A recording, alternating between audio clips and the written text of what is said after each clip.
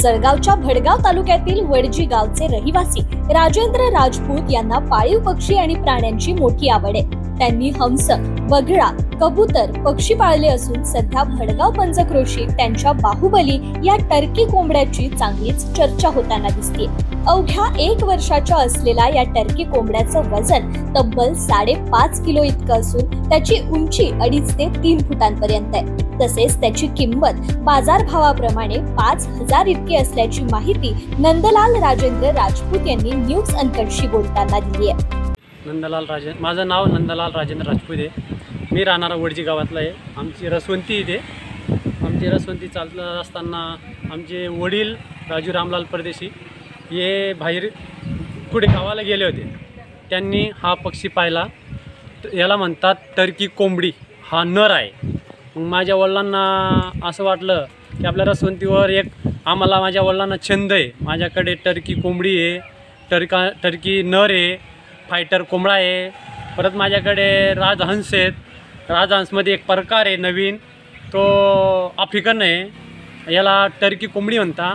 आणि वडिलांना छंद असल्यामुळे वडिलांनी म्हणाले की आपल्याला पण आणायचं आहे।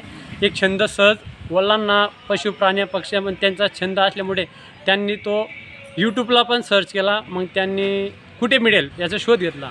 मग वडिलांचे मित्र त्यांच्याकडनं एक पत्ता मिळाला, ते आम्ही बाहेरून मागवलं। हे फायटर कोंबडे पण आणि टर्की कोंबडी पण, टर्की नर पण।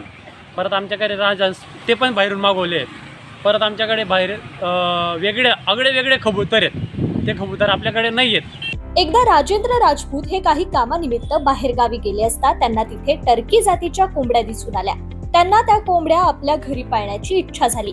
त्यांनी गावी आल्यावर आपल्या मित्रांसोबत चर्चा करून या टर्की जातीच्या कोंबड्यांची थोडी माहिती मिळवली आणि त्यांची काही अंडी विकत आणली। ही अंडी त्यांनी आपल्या गावरान कोंबडी खाली ठेवून उबवली असता एक नर आणि एक मादी टर्की या अंड्यातून जन्माला आले।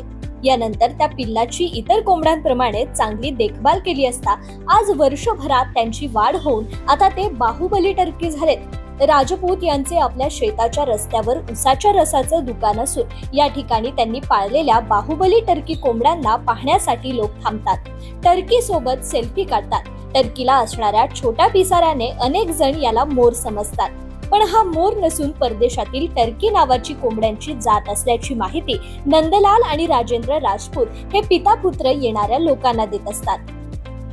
परत ही जे टर्की कोंबडी आहे ती पण आपल्याकडे पहिल्यांदा झाली, त्याच्यामुळे नवीन लोकांना वेगळं वाटतं। रस पिताना त्याच्याकडे सेल्फी घेता, आकर्षित होता। परत तो जेव्हा रंग मोरासारखा असा नाचतो, तो पिसारा फुलवतो, जेव्हा पिसारा फुलवतो तेव्हा लोकांना असं वाटतं की हा मोर आहे, पण तो मोर नसून आम्ही त्यांना म्हणतो की मोर नाही आहे, हा टर्की कोंबडा आहे, नर आहे, त्याची मादी पण आहे।